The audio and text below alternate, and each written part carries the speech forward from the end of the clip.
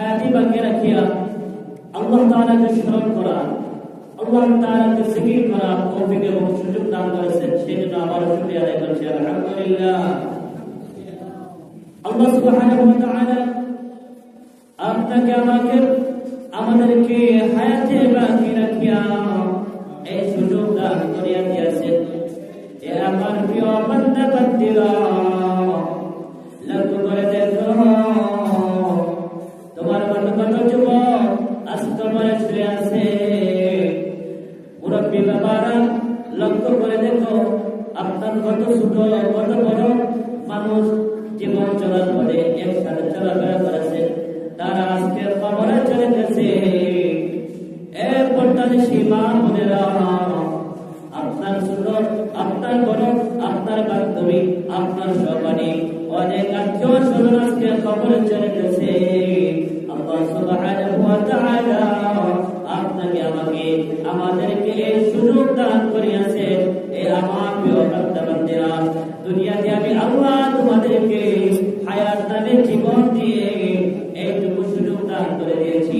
বান্দারে, যারা কবরে চলে গেছে তারা নামাজ পড়তে পারবে না, তাদের নামাজ নাই, তাদের কোনো জিকির নাই, তাদের কোরআন তিলাওয়াত নাই, তাদের দুরূদ শরীফ নাই, তাদের তওবা ইস্তেগফার নাই, তারা আল্লাহ তাআলার হুকুম পালন করতে পারবে না, হালাল হারাম মানতে পারবে না।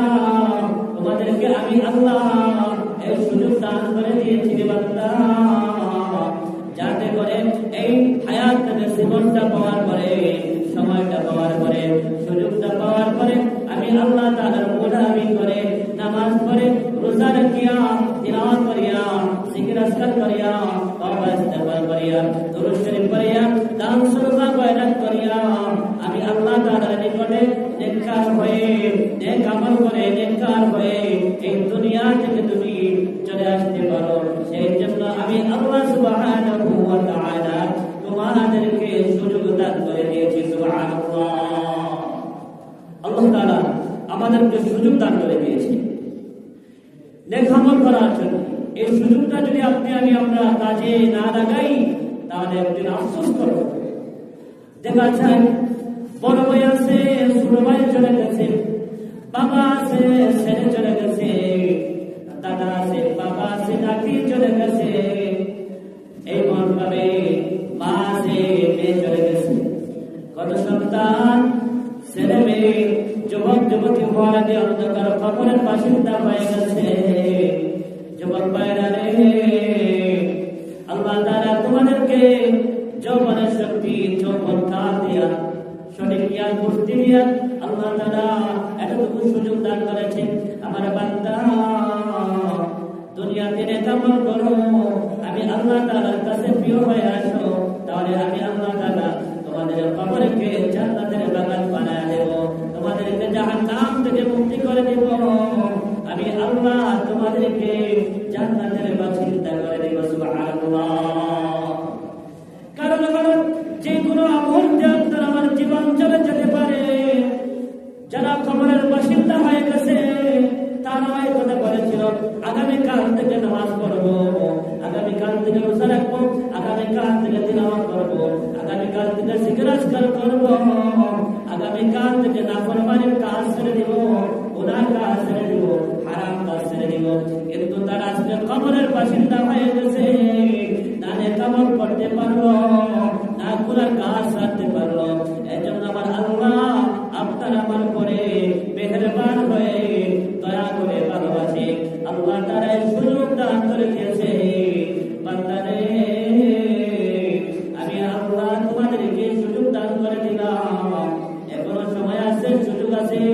কবরে চলে গেলে আর চলে আসতে পারবা না, নেক আমল করতে পারবা না, নামাজ রোজা পড়তে রাখতে পারবা না, জিকির আজকার করতে পারবা না, দুরূদ শরীফ পড়তে পারবা না, তওবা ইস্তেগফার করতে পারবা না। আমি আল্লাহ যে সময় দিয়েছি সময়টুকু আমার রাস্তার মধ্যে খরচ করতে পারবা না। আমি আল্লাহ যে সম্পদ দিয়েছি এই সম্পদগুলো আমার রাস্তার মধ্যে খরচ করতে পারবা না। তোমাদের মতো অনেক লোকেরা আজকে করবো, সকালে করবো, বিকালে করবো এই কথা বলেছিল, কিন্তু তারা সুযোগটাও পায় নাই। আমি আল্লাহ তোমাদেরকে সুযোগ দিয়েছি বান্দা, এই সুযোগটা তোমরা গনিমত মনে করো। আগামী কালকে সূর্য উদয় হবে, কিন্তু তোমার জন্য সূর্য উদয় হতে পারে, না হতে পারে। তুমি জীবিত থাকতে পারো, তুমিও কবরের বাসিন্দা হয়ে যেতে পারো। এই জন্য আমার আল্লাহ বলেন, কুল মাতাউ দুনিয়া কালিল, এ আমার হাবিব, দুনিয়ার আমার প্রিয় বান্দা বান্দি, আপনার প্রিয় উম্মত সবাইদেরকে বলে দিন, সবাইকে বলে দিন, কুল মাতাউ দুনিয়া কালিল, দুনিয়ার জীবনটা, দুনিয়ার জিন্দেগি হলো অল্প কিছু সময়, অল্প কিছু দিন, অল্প কিছু মাস, অল্প কিছু বছর। বান্দারে, যে কোনো মুহূর্তে তুমি স্ক্রিন করে মৃত্যুবরণ করতে পারো, যে কোনো মুহূর্তে তুমি হঠাৎ করে স্ট্রোক করে মৃত্যুবরণ করতে পারো, যে কোনো মুহূর্তে তুমি মৃত্যু হয়ে মৃত্যুবরণ করতে পারো, যে কোনো মুহূর্তে তুমি এই দুনিয়ার আলো বাতাস সেটা অন্ধকার কবরে চলে যেতে পারো। এখনো সুযোগ আছে, সুযোগটা কামনা দাও। আল্লাহ তাআলা আমাদের সবাইকে এই হায়াতে জিন্দেগি থাকা অবস্থায় আল্লাহ তাআলার দেওয়া সময়, আল্লাহ তাআলার দেওয়া জান মাল সময়গুলা আল্লাহ তাআলার রাস্তার মধ্যে খরচ করার, ব্যয় করার, নেক আমল করার, জিকির আজকার করার তৌফিক দান করুন। সবাই বলে আমিন।